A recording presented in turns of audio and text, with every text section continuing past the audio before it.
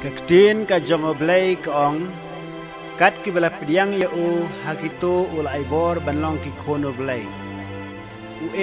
u bangej ha u unam jotshu henry unyo ya ka jing em bam jukot namakatang idon kam ban pidiyang yo Jesus Christ halaka donor